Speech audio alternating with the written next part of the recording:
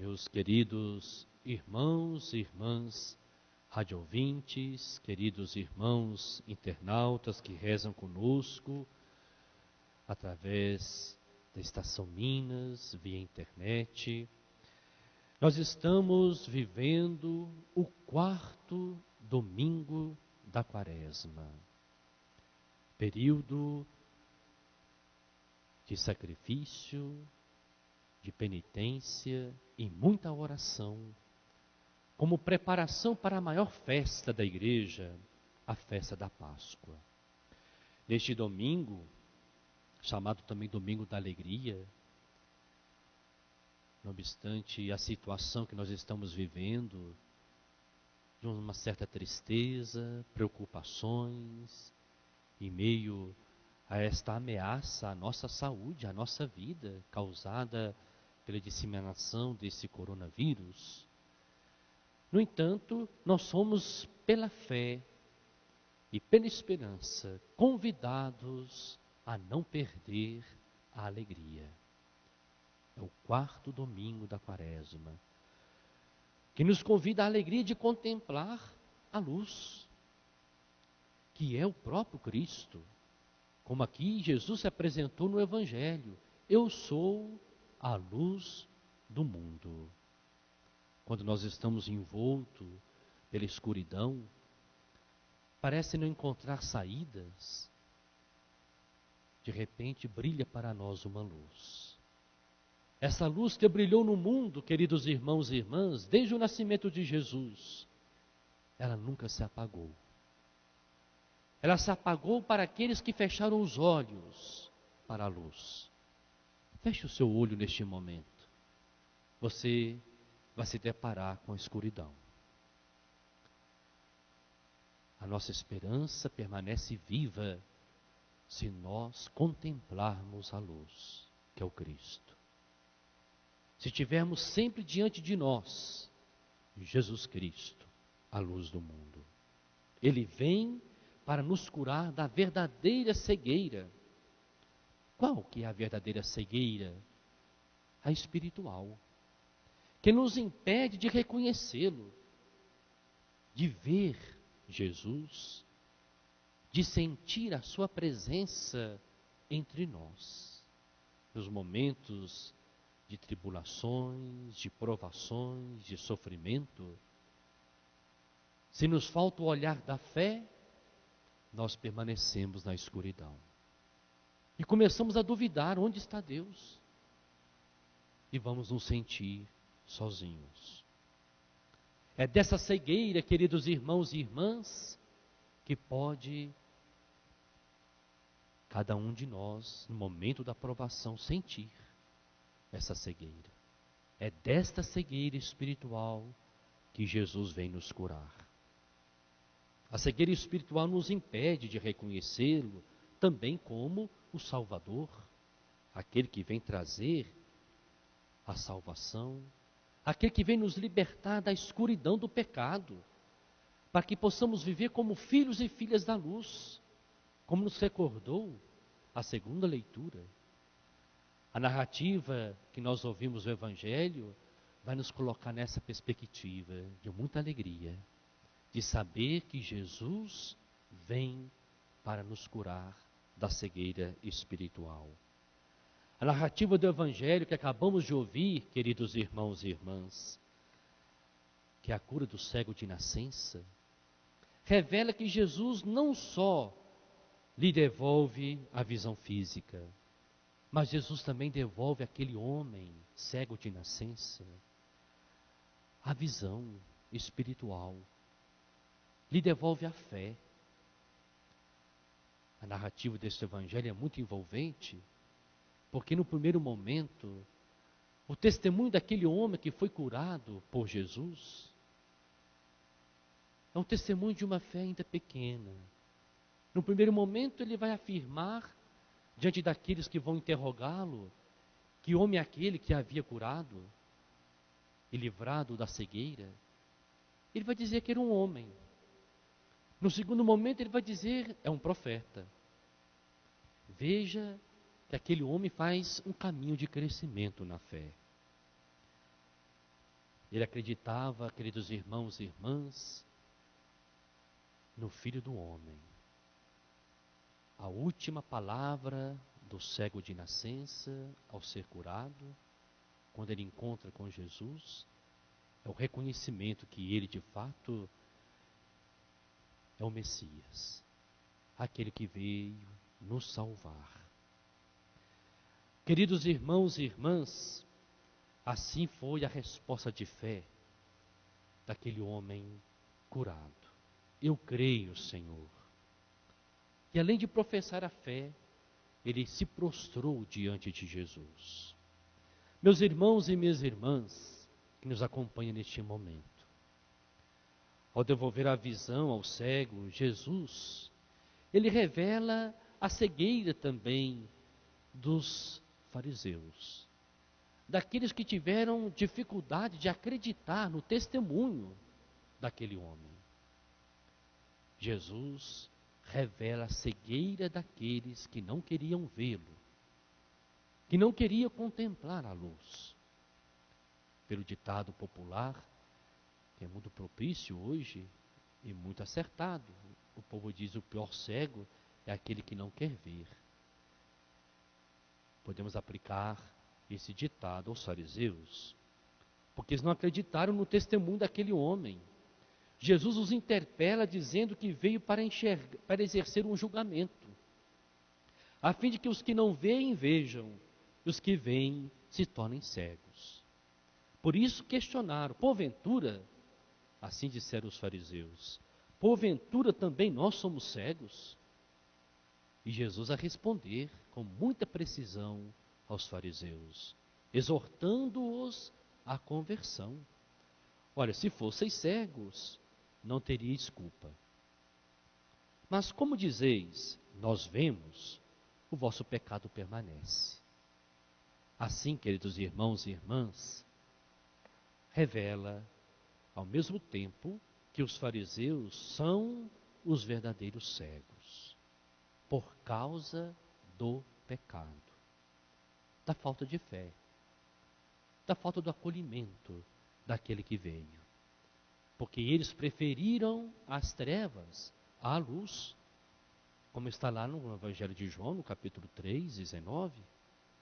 Queridos irmãos e irmãs, ao curar a cegueira daquele homem que era cego de nascença, Jesus lhe devolve não somente a visão, mas lhe concede o dom de ver com os olhos da fé.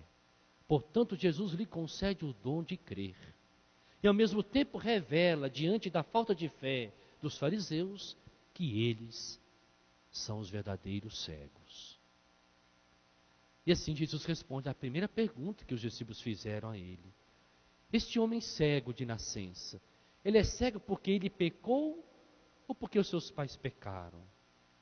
E Jesus respondeu: nem ele pecou, nem seus pais. Agora, a cegueira dos fariseus, esta sim, é cegueira por causa do pecado. Porque eles não quiseram crer no Senhor. Queridos irmãos e irmãs, peçamos a Jesus que nos cure também da nossa cegueira espiritual. Há muita gente que não quer ver, que não quer crer no Senhor. O ser humano, há momentos em que se manifesta muito autossuficiente, acha que não precisa de Deus, acha que tem o poder sobre a vida, e não é verdade. Nós estamos nos deparando nesses últimos dias, nesses últimos tempos, desde quando começou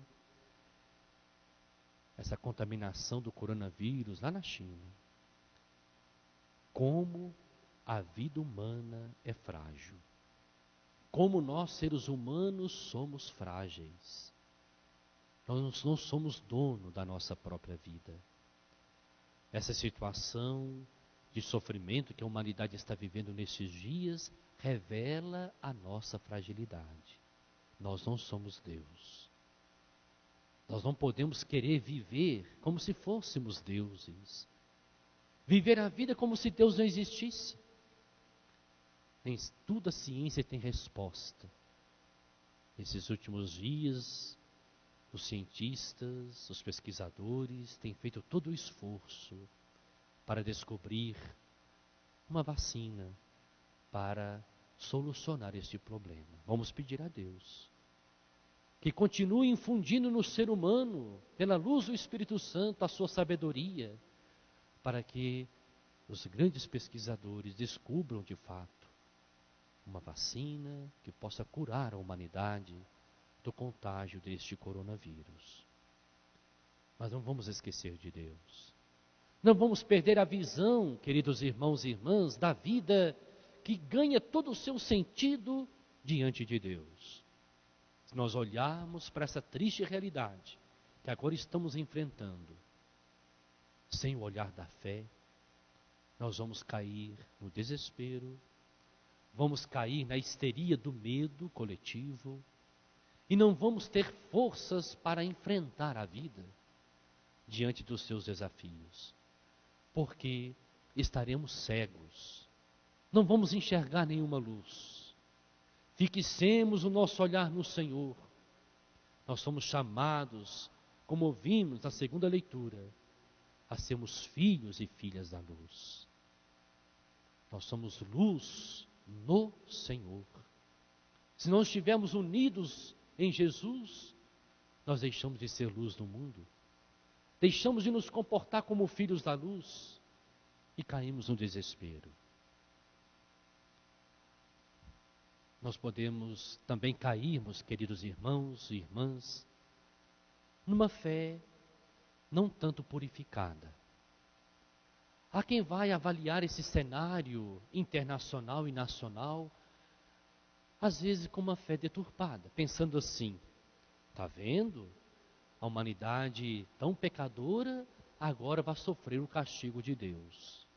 Meus queridos irmãos e irmãs, você que nos ouve neste momento, não vamos deixar que esse pensamento deturpado, de uma visão negativa de Deus, tome conta do nosso coração. Há muitas pessoas que podem pensar assim: está vendo? Esse coronavírus é castigo de Deus. Não vamos pensar assim de Deus. Não vamos atribuir a Deus uma responsabilidade que é nossa. Faz parte da fragilidade humana o sofrimento, a fragilidade, a nossa finitude. Os sofrimentos fazem parte da vida. O mal, queridos irmãos e irmãs, é a ausência de Deus, não vem de Deus. Jesus Cristo revelou que Deus é amor, que Deus é misericórdia. Outros vão poder pensar assim: ah, mas Deus é justo.